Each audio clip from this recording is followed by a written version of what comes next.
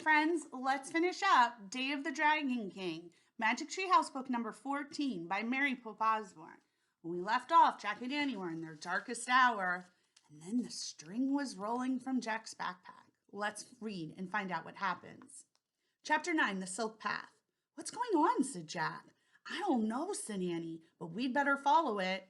She hurried after the ball of silk thread. Jack put the bamboo book into his sack and took off after her. They followed the trail of thread down the row, where it turned down another row. Hey, that's impossible, said Jack. That's scientifically impossible. I told you, it's magic, said Annie. Jack couldn't believe it, but he kept following the thread. Suddenly, the trail of thread was gone. The ball had completely unrolled. Jack and Annie stood still for a moment and caught their breath. What now? Said Jack. I guess we go up those stairs, Annie said. What stairs? Said Jack. Those. Jack looked through the dim light and saw the entrance to a stairway only a few feet away. Let's get out of here, he said. They ran up the stairs. At the top, they saw they were in the hall that led to the entrance of the mound. They walked and walked and walked down the lamp-lit passage. Finally, Jack stopped. I don't remember this hall being so long, he said. Me neither, said Annie. I guess those weren't the same stairs that we went down. What should we do now? Said Jack. We better keep going, said Annie. Yeah, we don't have much choice, said Jack. They started walking again. They rounded a corner and came to a door. Oh, great, said Annie. Wait, we don't know what's on the other side, said Jack. Go slow, be careful. Okay, said Annie. Slowly and carefully, she opened the door. Then she peeked out. Yippee, she said softly. Annie stepped into the fading daylight. Jack stepped out after her. The sun had gone down.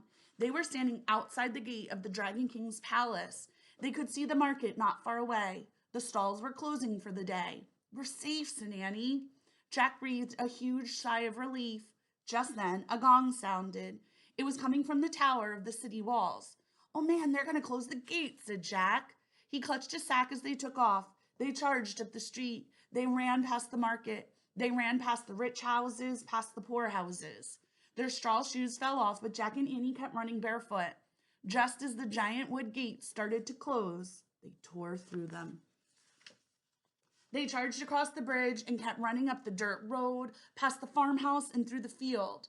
By the time they reached their tree, Jack's lungs ached. His heart pounded, his feet burned. He followed Annie up the rope ladder. When they got inside the treehouse, Jack collapsed. Let's go home, he said out of breath.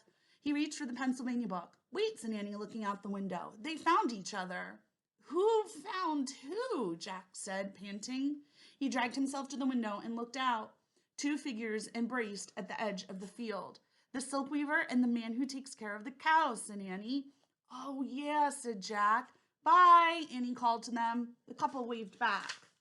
Annie sighed happily. We can leave now, she said. Jack opened the Pennsylvania book and pointed at the picture of the Frog Creek woods.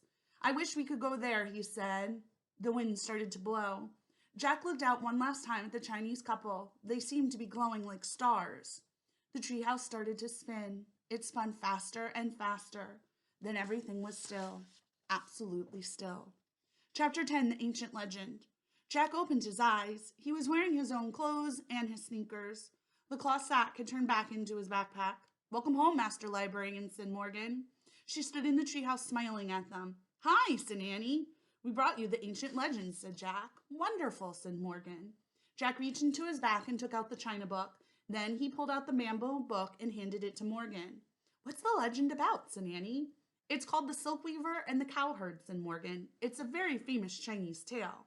Guess what, Morgan, said Annie. We actually met them. We helped them get together.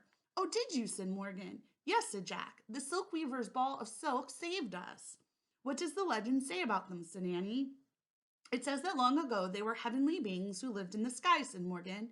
When they came to earth, they fell in love. That's when we met them, said Annie. Yes, I imagine so, said Morgan. The book you brought back tells about their happiness on earth, but I'm afraid a later legend tells us that when they returned to the sky, the king and queen of the sky separated them by a heavenly river called the Milky Way. Oh no, said Annie. They got back together once a year, said Morgan. On that night, birds make a bridge in the sky over the Milky Way. Jack and Annie gazed up at the bright summer sky. Go home now, said Morgan. Come back 2 weeks from today. Next, you're going to find a book in the country of Ireland over 1,000 years ago. That sounds like fun, said Annie. Morgan frowned. I'm afraid it was a very dangerous time, she said, for Viking raiders often attacked the sea coasts. Vikings, said Jack. He didn't have enough danger to last a lifetime. Don't worry about it now, said Morgan. Just go home and rest. Jack nodded. I'll try, he said, pulling on his backpack. Bye, said Annie. See you in 2 weeks. Thank you for your help, said Morgan. Any time, said Annie. They headed down the rope ladder. From the ground, they waved to Morgan, then they started for home. As they got to the edge of the woods, Annie stopped. Listen to the crickets, she said. Jack listened. The cricket chirp sounded louder than usual. Their ancestors lived in the time of the Dragon King, said Annie. Oh, brother, said Jack. Right now the grown-ups are telling the little crickets a legend, said Annie. Yeah, sure, said Jack. Annie's a legend passed down from their ancestors, said Annie. Jack smiled. He didn't want to admit it, but the cricket noise did sound like storytelling. He could almost hear them saying, Dragon King, Dragon King, Dragon King. Jack, Annie, came a voice. It was their mother calling them. The spell was broken. The cricket stories were just plain old cricket sounds again. Coming, Jack shouted. Jack and Annie ran down their street and across their yard. Did you have a good time in China? Asked their mom. It was pretty scary, said Annie. We got lost in a tomb, said Jack, but we were saved by an ancient book. Their mom smiled and shook her head. My books are wonderful, aren't they? She said. Yep, said Jack and Annie, and they followed her inside. The end. All right, next year, we'll start our next Jack and Annie book, number 15, Viking Ships at Sunrise. Until then, friends, keep reading. Bye.